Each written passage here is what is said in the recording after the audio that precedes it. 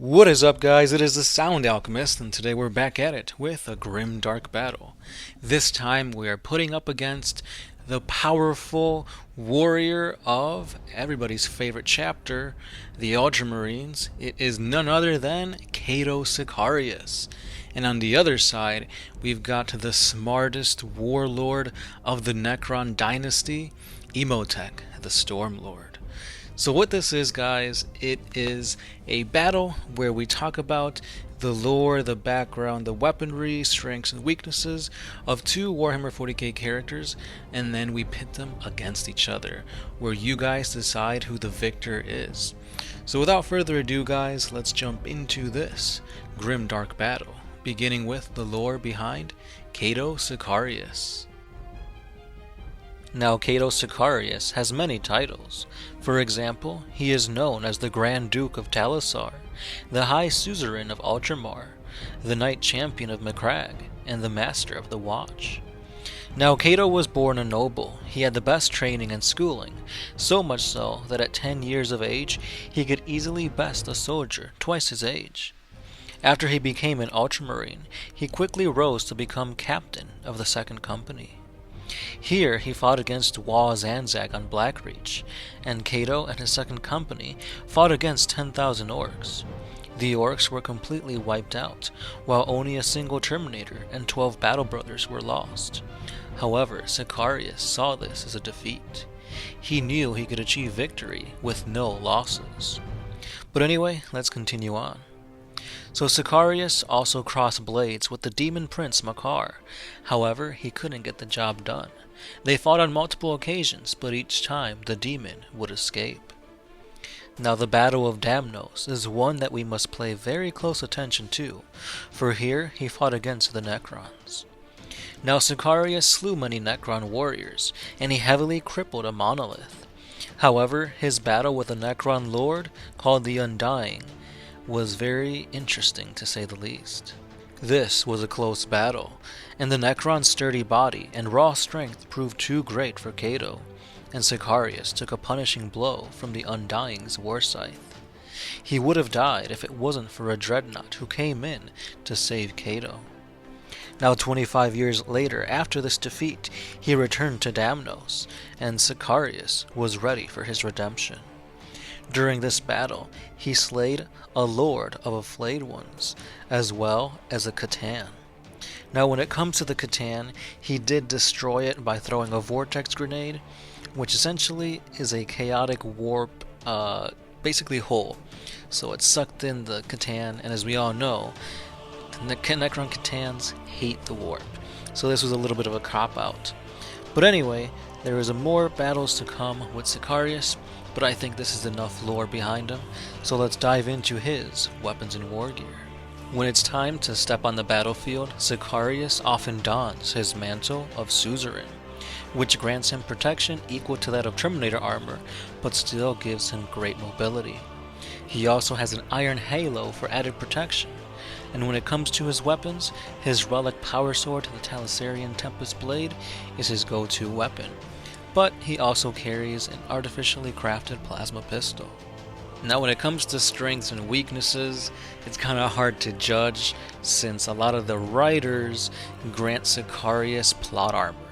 He's usually one of the most well-known warriors, and because of that, he tends to do really great. However, he does have a few downsides. For example, when we talked about him fighting against the Necron Lord, he never won. He got bested, and he would have died if it wasn't for that dreadnought. But again, it's really plot armor. So with that being said, guys, let's jump on over to the Necron side for Imotekh the Stormlord. Now Imotekh is the Pharaoh of the Soutech dynasty, and arguably he is the strongest Necron overlord around. So Imotekh currently rules over 80 tomb worlds, and he is a very cunning strategist. So when Imotekh awoke, his tomb world was in a civil war, great disarray all over the place. Necron lords were fighting for control of this tomb world, but Imotekh was infuriated at this anarchy, and he marshaled his own army and won against all the other lords.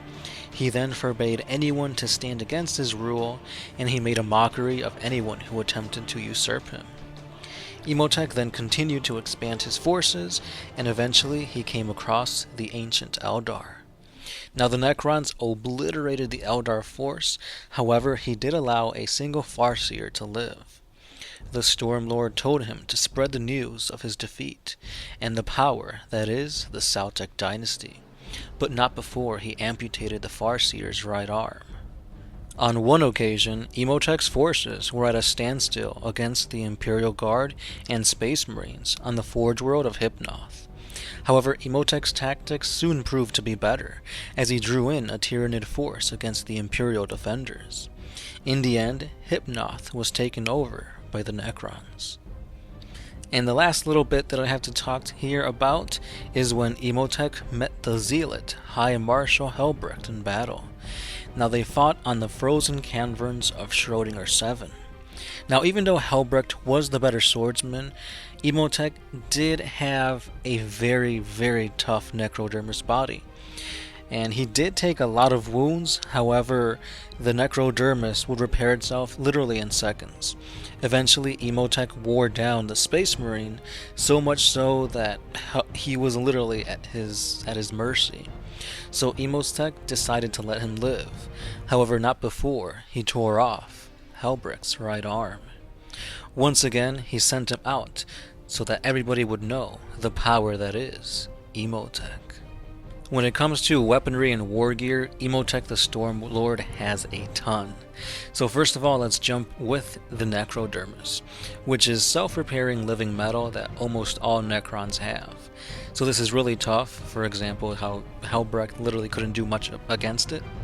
But on top of that, he also has a phase shifter, which allows the wearer the ability to slip through attacks. So, if attack is coming at Imotekh that he knows he will get hurt, he can literally just turn on his phase shifter and it'll go straight through him as if he were a ghost. Kinda OP, but they're the Necrons, they're supposed to be. On top of this, he also has a phylactery. Now phylactery are tiny scarabs which then repair wounds at the command of the Lord. Even more overpoweredness, as if he even needs this. And finally, he also has a sempiternal weave, which further strengthens the Lord's original body to that of Terminator level protection. So all in all, this guy is a tank. He's got literally 4 pieces of war gear that is all about protection. And we haven't even gotten to the actual weaponry part. So let's begin with that. He's got a Gauntlet of Fire, which is essentially just a power fist that can shoot out flames. Nothing too crazy about that. Now the interesting thing about Imotekh is his Blood Swarm nanoscarabs.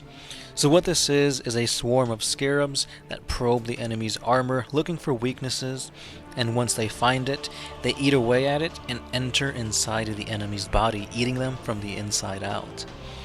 Now if you guys have seen The Mummy, or I think it was The Mummy Returns, you've seen how nasty and how powerful scarabs can be when they get inside you. I'm getting goosebumps just thinking about it. But anyway, he does have one last weapon, and that is the Staff of the Destroyer. So this powerful staff takes a while to charge, but when it is fully charged, the beam that fires is so strong that even the heaviest of war machines don't stand a chance. So the way I see this battle going is that it's going to take a while, because I don't see how Sicarius can withstand all the war gear that Imotekh has at his disposal. So while Sicarius is getting tired, he literally can just charge up that staff and then blow him to smithereens. But that's just my opinion. Let's see how you guys voted in this grim, dark battle. The crowd cheers as the champion of Macragge enters the battlefield. Yes, it is I, Cato Sicarius, and I, Cato Sicarius, will be the victor in this grim dark battle. Thank you, thank you. A bit full of yourself, aren't you? Imotekh chimes in. After being defeated on Damnos, you have nothing to be prideful about. This pisses off Sicarius, and he unsheaths his blade. He takes his battle stance. 3, 2, 1, begin. Imotekh takes no time, and he unleashes his nanoscarabs as they swarm towards the Ultramarine. Cato fires a few shots into the swarm as he slices through them and into the Necron Lord. The Tempest Blade connects multiple times with the necrodermis body of his opponent. However, he's healing too quickly. With a whoosh, Cato is engulfed in flame as Imotech's gauntlet of fire is unleashed. But this flamer literally doesn't faze the seasoned captain. Cato continues his barrage, but to no avail. Now the remaining blood-swarmed scarabs have begun eating away at his armor. In frustration, Sicarius heaves a mighty slash, attempting to pierce Imotech's mechanical heart. But the blade simply phases through him. Just give up, Imotekh tells him. But Sicarius does not yield. He fires a salvo of shots of plasma into his enemy, so much so that his pistol overheats and blows up. Sicarius then staggers as he begins to cough. Blood? Huh. The scarabs are now eating him from the inside. He kneels and looks at the floor in defeat. Have you finally accepted your fate? Imotekh asks. Well, let me end it for you. Imotekh aims his staff at the Marine. A blast pierces clean through Sicarius' midsection, and the once proud Marine falls. You were indeed tough, but are you tough enough to survive the weapon that kills a star god? And just then Sicarius throws a grenade, and in the blink of an eye, a pitch-black tear in reality opens up and swallows whole the Stormlord into its never-ending abyss. The winner, Cato Sicarius. And there you have it, guys. No surprise here, as we've seen that usually when it's an Astarte going up against a Xenos, the Astarte wins this popularity contest. So yeah, Sicarius got 58% of the vote, while Imotekh got 42%. It was a little bit closer than I thought, but once you think about it, the real reason that Sicarius would win is because he's got that plot armor. So that being said, he knew how well the Vortex Grenade did against the Catan. So, I mean, catching Imotekh by surprise would be the only way to take him down. And that's what he did. Because honestly, a power sword, a plasma pistol, can't do anything to take down a Necron Lord, especially one with all these defensive abilities. Anytime Imotekh knew he was going to take damage, he would simply just phase straight through it.